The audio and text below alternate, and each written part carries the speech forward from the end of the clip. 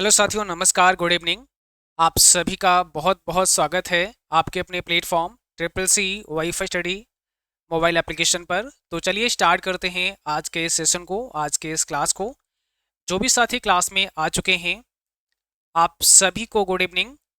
तो फटाफट से आप सभी एक बार कमेंट बॉक्स में लिखें,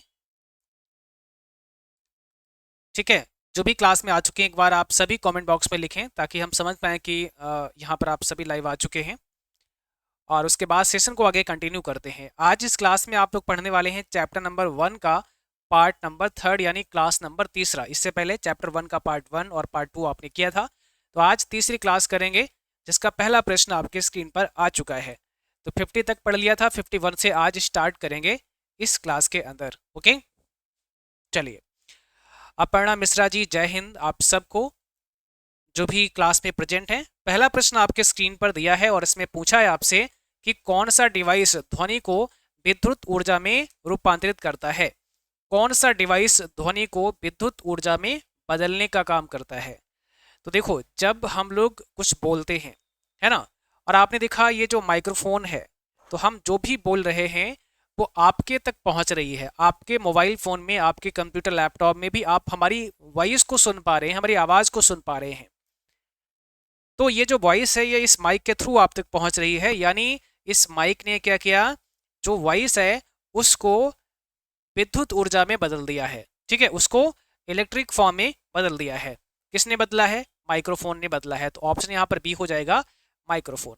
हमने आपको इससे पहले क्लास में बताया था कि अगर साउंड कार्ड नहीं है तो माइक्रोफोन पर आप टिक कर सकते हैं, क्योंकि माइक्रोफोन का काम क्या है, जो भी आप बोल रहे हैं उसको, उस ध्वनि को विद्युत ऊर्जा में रूपांतरित कर देता है और आप तक पहुंचता है। ठीक है, बट इसके पीछे कहीं ना कहीं रोल किसका होता है? साउंड कार्ड का भी होता है, आपको याद रखना है। तो अगर साउंड कार्ड ऑप्शन में दिया है तो आपको साउंड कार्ड ही करना है। एकदम ठीक आंसर दिया है, बहुत बढ़िया। आगे देखो क्या कह रहा है, निम्न में कौन सा रैम का एक प्रकार है। अब इसमें से रैम का एक टाइप आपको बताना है। हमने आप सभी को पेड क्लास के अंदर टाइप ऑफ मेमोरी समझाया है, जिसमें आपको बताया गया है कि मेमोरी कितने प्रकार की होती है, और उसमें ये भी बताया गया है कि मेन मेमोरी कितने प्रकार की होती है। तो अभी यहाँ पर रैम के प्रकार आपसे पूछे हैं। आई होप आप सब सही जवाब भेजेंगे कमेंट बॉक्स में। तो फटाफट से भेजिएगा जो भी बच्चे क्लास में लाइव आ चुके हैं, क्लास में प्रेजेंट है। अब यहाँ पर सी ऑप्शन आ चुका है अपर्णा जी का, बहुत बढ़िया। यहाँ पर हो जाएगा सी, बोथ ए एंड बी, क्योंकि रैम के टाइप की बात करेंगे तो एस रैम भी एक रैम का ही टाइप है और डी रैम भी एक रैम का ही टाइप है। अच्छा, दोनों के फुल फॉर्म भी आप लोगों को याद रखना है। इसको बोलते हैं स्टैटिक रैम और इसको बोलते हैं डायनेमिक रैम। स्टैटिक रैम जो होता है इसको रिफ्रेश करने की आवश्यकता नहीं होती है, तो इसलिए इसको नॉन रिफ्रेशिंग भी कहा जाता है। ये कैसी मेमोरी है? नॉन रिफ्रेशिंग भी है, ये भी याद रखना है। डी रैम एक रिफ्रेशिंग मेमोरी है, तो इसको रिफ्रेश करने की आवश्यकता होती है, इसलिए इसको रिफ्रेशिंग मेमोरी कहा जाता है। ये दोनों पॉइंट याद रखना है। आपके कंप्यूटर में जो कैश मेमोरी होता है ना, इसके अंदर ये रैम जो कैश मेमोरी है उसमें एस रैम ही होता है, ये भी आपको याद रखना है। चलिए अगला सवाल है, माउस का आविष्कार कब किया गया था। नेक्स्ट क्वेश्चन में क्या पूछा है कि माउस का आविष्कार कब किया गया था। जल्दी से बताइए, माउस का आविष्कार कब किया गया था, इसका सही जवाब क्या होगा, राइट आंसर क्या होगा।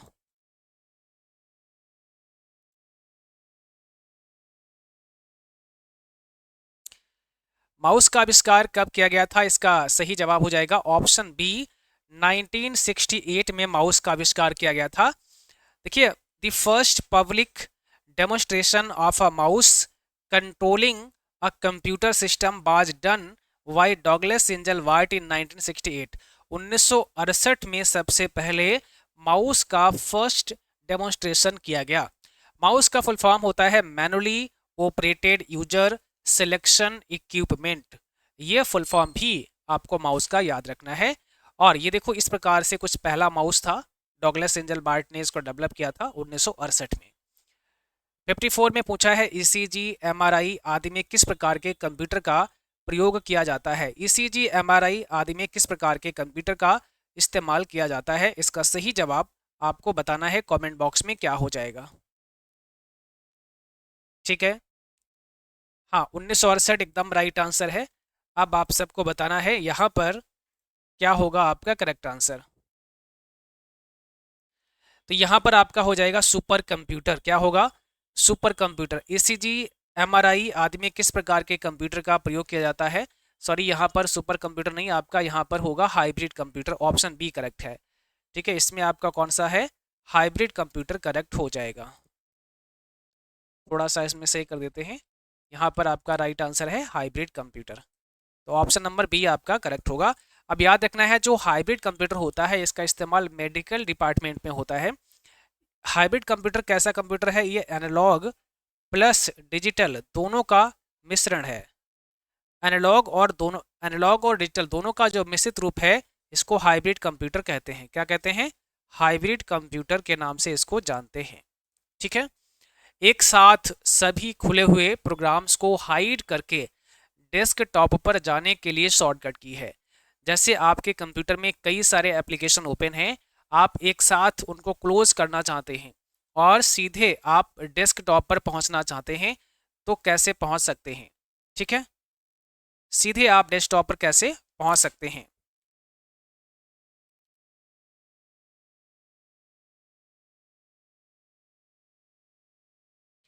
चलिए फटाफट से बताइए।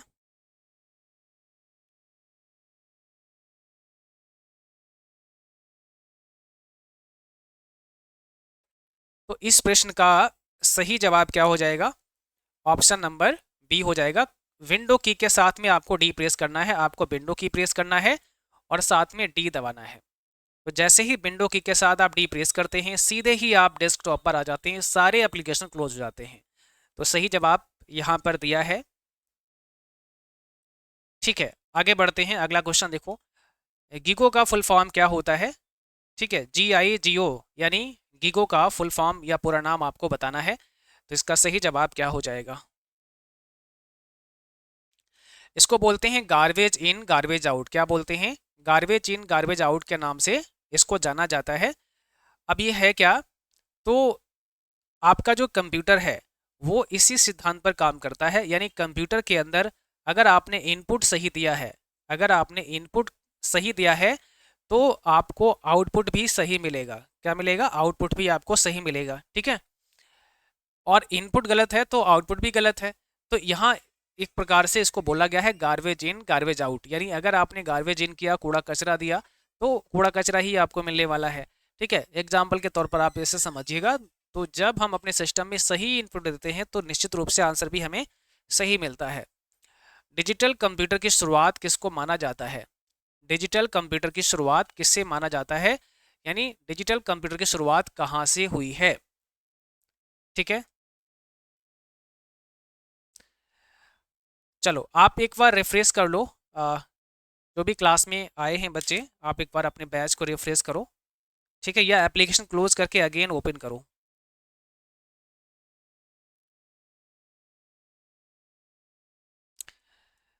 देखो यहाँ पर इस प्रश्न में क्या हो जाएगा? ऑप्शन नंबर पहला हो जाएगा एनियक। क्या हो जाएगा? एनियक हो जाएगा आपका राइट आंसर। ये पहला डिजिटल कंप्यूटर माना जाता है। एनियक क्या है? फर्स्ट डिजिटल कंप्यूटर माना जाता है। अब देखो, एनियक जो था, electronic numerical integrator and computer was the first programmable electronic general purpose digital computer. पहला जनरल पर्पस डिजिटल कंप्यूटर जिसका नाम है एनियक, ये 15 फरवरी 1946 में इंट्रोड्यूस हुआ और इसको जॉन मॉसली एंड जे प्रास्पर एकर्ट ने डेवलप किया था। जॉन मॉसली एंड जे प्रास्पर एकर्ट ने इसको क्या किया था? डेवलप किया था।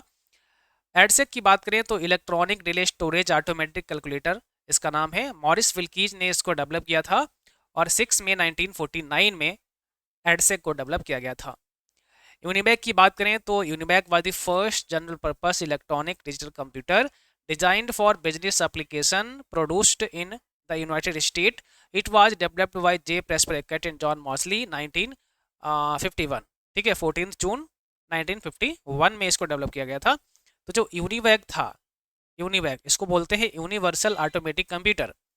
ये जो था, ये आपका फर्स्ट डिजिटल कंप्यूटर था, बट कैसा? कॉमर्शियल था। ये बिजनेस पर्पस के लिए बनाया गया था। तो ये दो प्रकार के सवाल हो सकते हैं। एक तो पहला इलेक्ट्रॉनिक डिजिटल कंप्यूटर जो कि ENIAC है। दूसरा पहला इलेक्ट्रॉनिक कॉमर्शियल डिजिटल कंप्यूटर। तो कॉमर्शियल सब जब ऐड हो जाएगा तो यूनिबैक आ जाएगा, क्योंकि इसको एज ए कॉमर्शियल भी यूज किया गया था। आईसी चिप का आविष्कार किसने किया है? Who developed IC chip? आपको बताना है कि आईसी चिप का जो विकास है वो किसके द्वारा किया गया है। आईसी चिप का विकास किसके द्वारा किया गया है, इसका राइट आंसर आपको देना है। तो सही जवाब क्या हो जाएगा?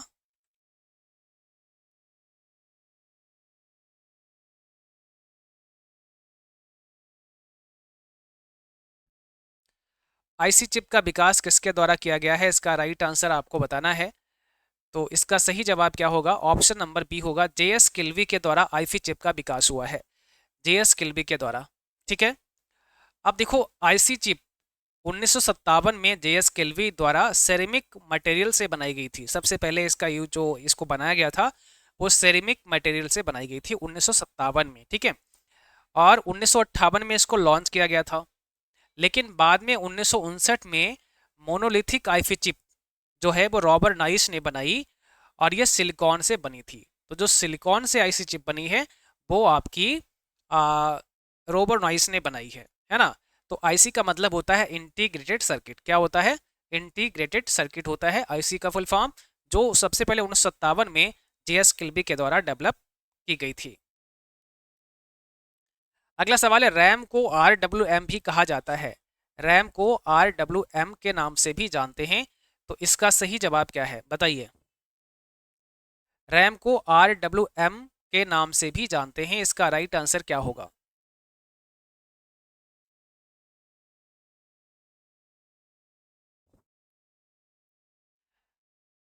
यहां पर हो जाएगा ट्रू, क्योंकि इसको RWM भी कहते हैं। R का मतलब है रीड, W का मतलब है राइट, और M का मतलब है मेमोरी। यानी यह रीड राइट मेमोरी है। इसको रीड भी कर सकते हैं, इसमें राइट भी कर सकते हैं। एसएमपीएस निम्न में से किसे पावर सप्लाई प्रदान करता है? जो आपका एसएमपीएस है, तो एसएमपीएस किसे पावर सप्लाई देता है, आपको ये बताना है। एसएमपीएस पावर सप्लाई किसको प्रदान करता है?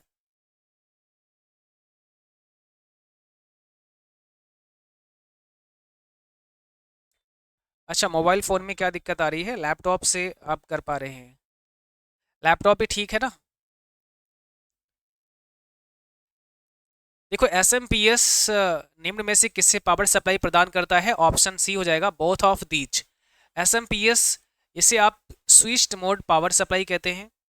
तो एसएमपीएस जो आपका होता है कुछ इस प्रकार से होता है। ये एसएमपीएस है, ये क्या करता है? पावर सप्लाई करता है। ठीक है, बट किसको करता है? तो ये कंप्यूटर पेरिफेरल को भी करता है और मदरबोर्ड को भी करता है। यानी ये जो पावर सप्लाई करता है मदरबोर्ड को करता है, और मदरबोर्ड में जितने सारे कंपोनेंट कनेक्ट है उन सबको पावर सप्लाई पहुंचती है। तो पेरिफेरल डिवाइसेस भी इसमें कनेक्ट होती हैं और मदरबोर्ड भी इसमें रहता है। यानी पावर सप्लाई ये दोनों को करता है। ठीक है, आप कह लो कि कंप्यूटर में जितने भी आप कंपोनेंट लगाते हैं, जितने भी आप पेरिफेरल डिवाइसेस जोड़ते हैं, उन सबको ये पावर सप्लाई देता है। कौन? SMPS. Switched mode power supply, इससे पहले भी क्लास में भी हम इसके बारे में चर्चा कर चुके हैं। फोर्ट्रान का फुल फॉर्म क्या हो जाएगा, बताइए। फोर्ट्रान का फुल फॉर्म क्या होता है? फोर्ट्रान का फुल फॉर्म क्या होता है, बताइए। चलो अब आंसर दो। फोर्ट्रान का मतलब क्या होगा यहाँ पर? इसका मतलब होता है फार्मूला ट्रांसलेशन। क्या होता है? फार्मूला ट्रांसलेशन होता है फोर्ट्रान का फुल फॉर्म। अब इसके बारे में एक चीज और याद रखना है, जो आपकी फोर्ट्रान है ना, ये दुनिया की पहली हाई लेवल प्रोग्रामिंग भाषा है। ये भी याद रखना है। यानी दुनिया की पहली हाई लेवल प्रोग्रामिंग भाषा की जब भी बात होगी तो आंसर होगा फोर्ट्रान। अब इसका फुल फॉर्म आपको पता है, फार्मूला ट्रांसलेशन होता है। क्या होता है? Formula translation.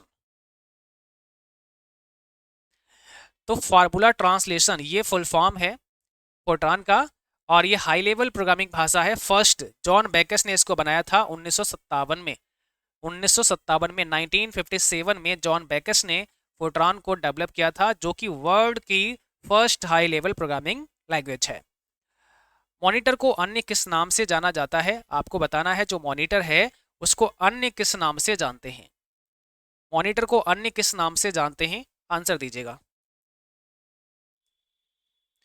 देखिए, मॉनिटर को और किस नाम से जानते हैं? इसको वीडीयू के नाम से जानते हैं। वीडीयू, इसका मतलब होता है विजुअल डिस्प्ले यूनिट। क्या होता है? विजुअल डिस्प्ले यूनिट, ये मॉनिटर का फुल फॉर्म है। किसी प्रोग्राम से त्रुटि हटाने को कहा जाता है। किसी भी प्रोग्राम में कोई एरर है और उस एरर को फिक्स करना, उस एरर को दूर करना क्या कहलाता है? किसी भी प्रोग्राम में कोई एरर है, उस एरर को दूर करना, फिक्स करना क्या कहलाता है? इसका आंसर आपको देना है। तो क्या हो जाएगा सही जवाब?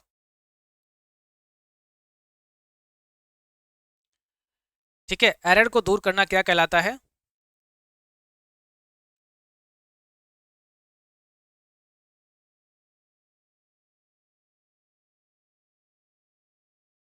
राइट आंसर है ऑप्शन सी, इसको डिबगिंग कहते हैं। किसी भी एरर को दूर करना मीन डिबगिंग। ठीक है, और कोई प्रोग्राम में अगर एरर है तो उसको बग बोलते हैं। इस बग को दूर करना, फिक्स करना डिबगिंग कहलाता है। जब कंप्यूटर की पावर बंद हो जाती है, पावर सप्लाई बंद कर देते हैं, तो जो रैम के अंदर डेटा होता है वो सारा डेटा रोम के अंदर ट्रांसफर हो जाता है। जब कंप्यूटर की पावर सप्लाई को बंद कर देते हैं तो जो भी डेटा आपका रैम के अंदर होता है वो सारा डेटा रोम के अंदर ट्रांसफर हो जाता है। क्या होगा इसका करेक्ट आंसर?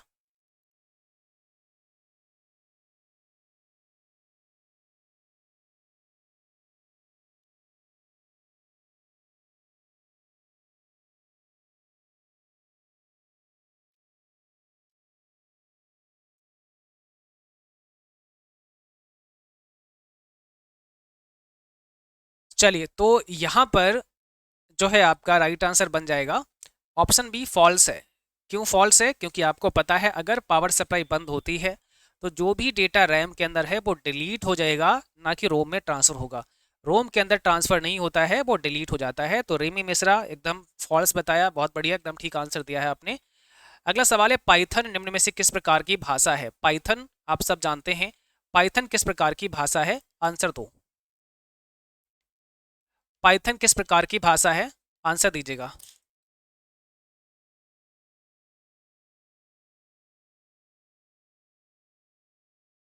पाइथन किस प्रकार की भाषा है? पाइथन एक हाई लेवल भाषा है, हाई लेवल लैंग्वेज आप बोलेंगे।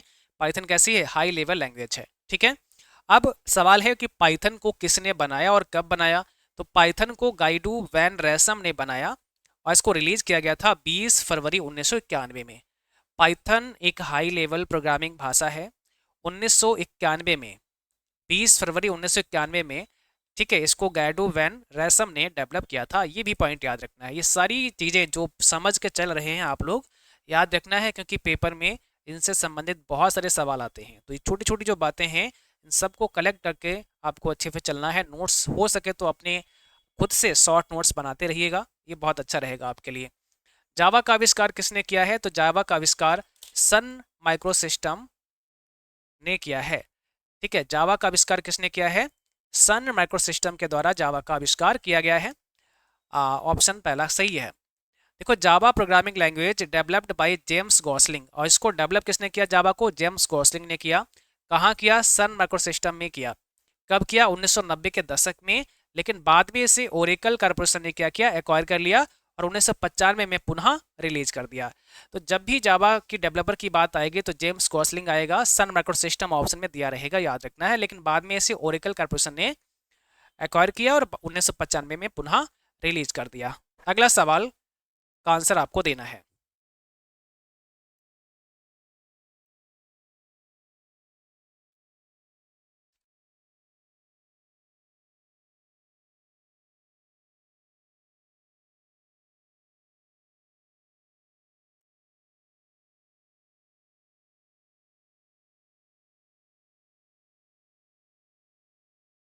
चलो, यहाँ पर क्या हो जाए, कंप्यूटर मशीन भाषा पर कार्य करता है, तो इसका आंसर होगा यस, बिल्कुल मशीन भाषा पर काम करता है।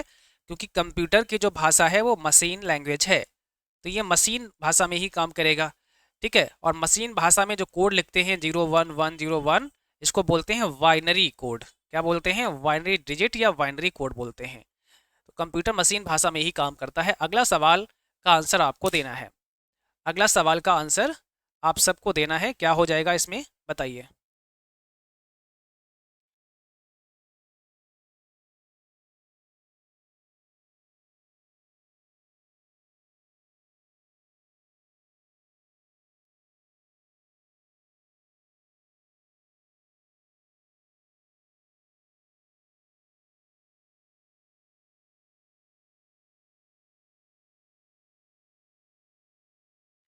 यहाँ पर हो जाएगा ऑप्शन पहला। क्यों?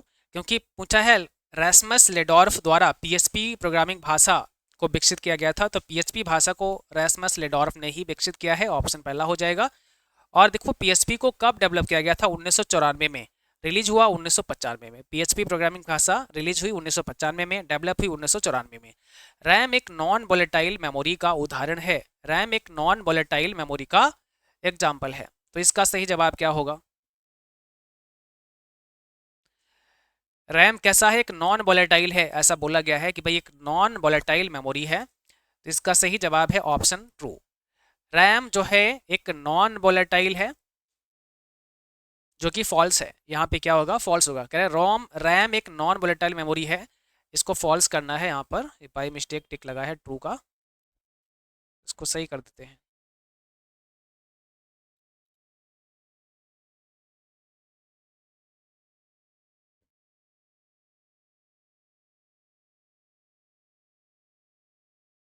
तो ये फॉल्स हो जाएगा। रैम एक नॉन वोलेटाइल है। देखो रैम जो होती है ना, ये वोलेटाइल होती है। कैसी होती है? वोलेटाइल होती है, यानी इसको बोलेंगे अस्थाई है। ये अस्थाई मतलब टेम्परेरी है। लेकिन अगर रोम की बात की जाए तो ये आपकी नॉन वोलेटाइल है। ये कैसी है? नॉन वोलेटाइल है, यानी यह आपकी स्थाई है। ठीक है, परमानेंट है। कंप्यूटर मदरबोर्ड एक प्रकार का सॉफ्टवेयर है। कंप्यूटर मदरबोर्ड जो है वो एक प्रकार का क्या है? सॉफ्टवेयर है। यस या नो? कंप्यूटर मदरबोर्ड एक प्रकार का सॉफ्टवेयर है, इसका सही जवाब आपको बताना है। ठीक है, फटाफट से बताइए, ट्रू फॉल्स में आपको आंसर करना है। कंप्यूटर मदरबोर्ड एक प्रकार का सॉफ्टवेयर है, तो इसका सही जवाब क्या हो जाएगा? ऑप्शन बी हो जाएगा फॉल्स। कंप्यूटर मदरबोर्ड एक प्रकार का सॉफ्टवेयर नहीं है, एक प्रकार का हार्डवेयर है। आपको पता है ये हार्डवेयर है, इसको छू सकते हैं, टच कर सकते हैं, तो ये फॉल्स होगा। किसी भी आइकन को शॉर्टकट आइकन में बदला जा सकता है। कोई भी आइकन है, क्या उसका शॉर्टकट बना सकते हैं? किसी भी आइकन को शॉर्टकट आइकन में बदला जा सकता है? आंसर आपको देना है, क्या हो जाएगा? किसी भी आइकन को शॉर्टकट आइकन में बदला जा सकता है, इसका आंसर आपको देना है। सही जवाब कौन सा है? तो इसका सही जवाब है ऑप्शन पहला, बिल्कुल हम शॉर्टकट बना सकते हैं। कौन सा पॉइंटिंग डिवाइस नहीं है? कौन सा इसमें पॉइंटिंग डिवाइस की श्रेणी में नहीं आता है? तो आपको आंसर देना है कौन सा पॉइंटिंग डिवाइस में नहीं आता है। देखिए पॉइंटिंग डिवाइस क्या होता है? ऐसा जिसके द्वारा हम अपने डेस्कटॉप पर, मॉनिटर पर चीज़ों को पॉइंट आउट कर पाएँ। जैसे प्रिंटर से नहीं कर पाएंगे, माउस से कर लेंगे, जॉयस्टिक से कर लेंगे, लाइट पेन से कर लेंगे, तो प्रिंटर ही हमारा पॉइंटिंग डिवाइस नहीं है। माउस, जॉयस्टिक और लाइट पेन ये सब पॉइंटिंग डिवाइस हैं। इनसे क्या होगा? ऑब्जेक्ट को हम कहीं ना कहीं पॉइंट आउट कर पाते हैं। जैसे माउस का एरो पॉइंटर होता है, उससे आप किसी चीज़ को पॉइंट आउट कर सकते हैं। जॉयस्टिक से भी कर सकते हैं, लाइट पेन से भी कर सकते हैं, तो ये सब पॉइंटिंग में आ जाते हैं। प्रिंटर की गुणवत्ता किस पर निर्भर करती है? ठीक है, प्रिंटर की जो गुणवत्ता है वो किस पर निर्भर करती है? तो इसका सही जवाब आपको बताना है। और राइट आंसर यहाँ पर क्या हो जाएगा? डीपीआई हो जाएगा। इसको बोलते हैं डॉट्स पर इंच। क्या बोलेंगे? डॉट्स पर इंच होंगे। तो आप अगर स्कैन करते हैं तो जितना ज़्यादा डीपीआई रखेंगे, डॉट्स पर इंच जितना ज़्यादा होगा, पिक्चर का क्वालिटी उतना ही अच्छा होगा। तो डॉट्स पर इंच ये किसी भी पिक्चर की क्वालिटी को बताता है। एक इंच के अंदर कितने डॉट्स हैं? जैसे 400 डीपीआई पर स्कैन किया और किसी पिक्चर को 200 डीपीआई पर स्कैन किया, तो 400 वाला जो डीपीआई है, 400 डीपीआई है, वो ज़्यादा अच्छा क्वालिटी होगा।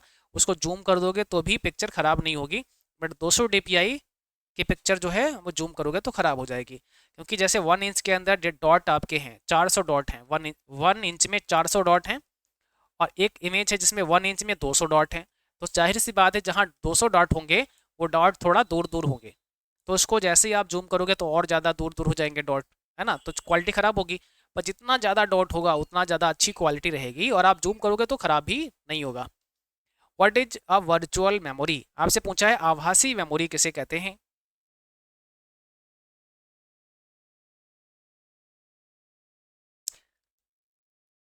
फोटो का साइज कैसे एडजस्ट करें ट्रिपल सी का फॉर्म भरने में?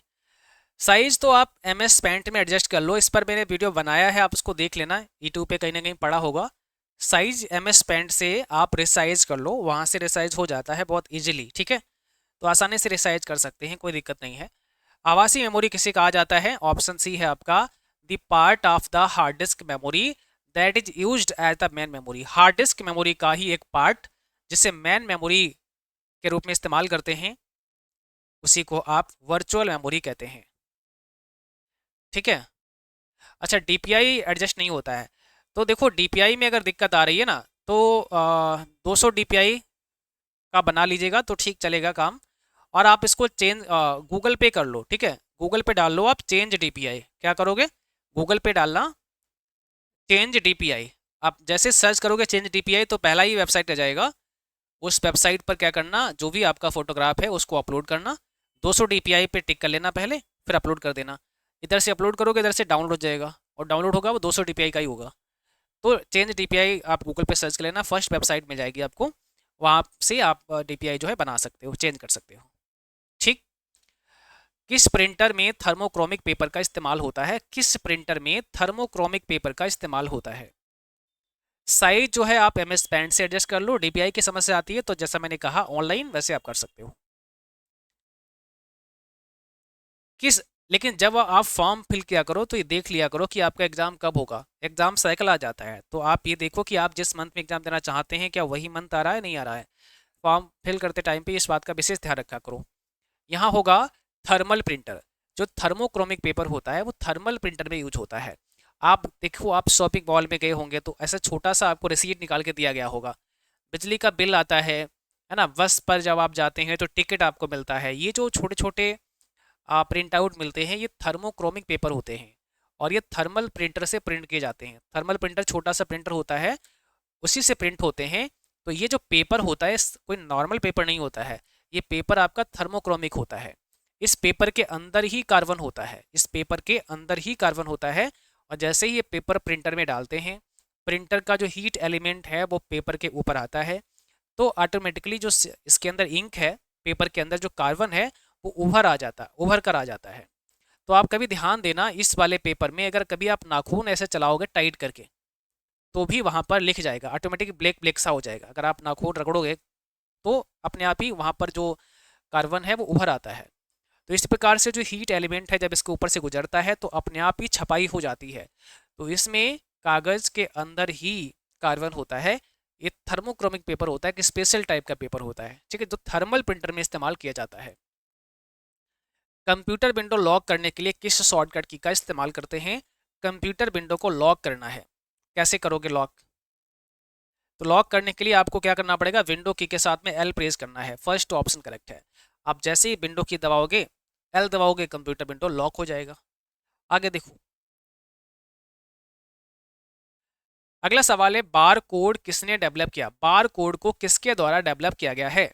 बार कोड को किसके द्वारा डेवलप किया गया है।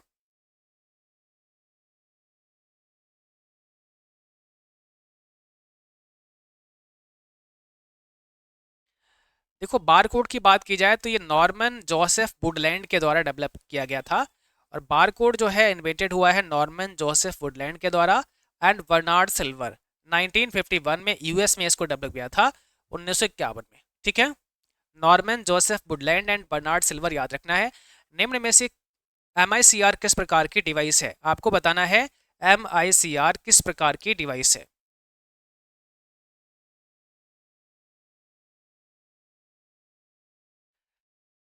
तो यहाँ पर हो जाएगा इनपुट है। MICR किस प्रकार की डिवाइस है, इनपुट डिवाइस है। इसको बोलते हैं मैग्नेटिक इंक करेक्टर रिकॉग्निशन। इसका काम क्या है, तो बैंकों में चेक को रीड करने के लिए, जो चेक होती है उसको रीड करने के लिए, उसको पढ़ने के लिए बैंकों में MICR डिवाइस का यूज किया जाता है। निम्न में से कौन कंप्यूटर की डिस्क पर उपस्थित सभी सूचना की एक कॉपी रखता है। कंप्यूटर की डिस्क पर उपस्थित सभी सूचना की एक कॉपी कौन रखता है। कंप्यूटर डिस्क पर उपस्थित सभी सूचना की एक कॉपी कौन रखता है। तो इसका सही जवाब है बैकअप यूटिलिटी के पास एक कॉपी रहती है। बैकअप के लिए बैकअप यूटिलिटी आपका राइट आंसर हो जाएगा।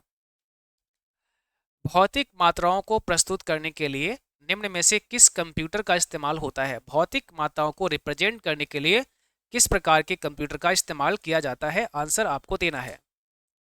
भौतिक मात्राओं को रिप्रेजेंट करने के लिए किस प्रकार के कंप्यूटर का इस्तेमाल होता है, तो एनालॉग कंप्यूटर का इस्तेमाल होता है। राइट आंसर ऑप्शन बी है। ड्रोन कैमरा निम्न में से किसका एक उदाहरण है। ड्रोन कैमरा किसका एक उदाहरण है, आंसर दीजिएगा। Software, IT gadgets, web camera, या नन ऑफ दीज? कौन सा इसमें करेक्ट आंसर हो जाएगा? तो इसका राइट आंसर ऑप्शन बी है, आईटी गैजेट का एग्जाम्पल है। ड्रोन कैमरा आईटी गैजेट का एग्जाम्पल है। और आज की क्लास में बस इतना ही रखेंगे। तो आप सभी अपने मॉक टेस्ट इस वेबसाइट पर देते रहिएगा। अगली क्लास लाइव कल होगा शाम को 5:30 पर। सभी को समय से क्लास में उपस्थित होना है। और कल सुबह आपकी क्लास आएगी 7 बजे। थ्योरी क्लास जो आती है वो आएगी, उसको आपको देखना है। जिनके थ्योरी क्लास छूटे हैं उनको आप कवर करें, कंप्लीट करें। लाइव क्लास जिनके छूटे हैं रिकॉर्डेड में जाइए, लाइव सेक्शन मिलेगा वहाँ से देखिएगा। और अगली क्लास में हम डिस्कस करेंगे आगे के क्वेश्चन, ठीक है? तो आज के लिए बस इतना ही, मिलते हैं फिर अगली क्लास में। तब तक के लिए थैंक यू, बाय बाय।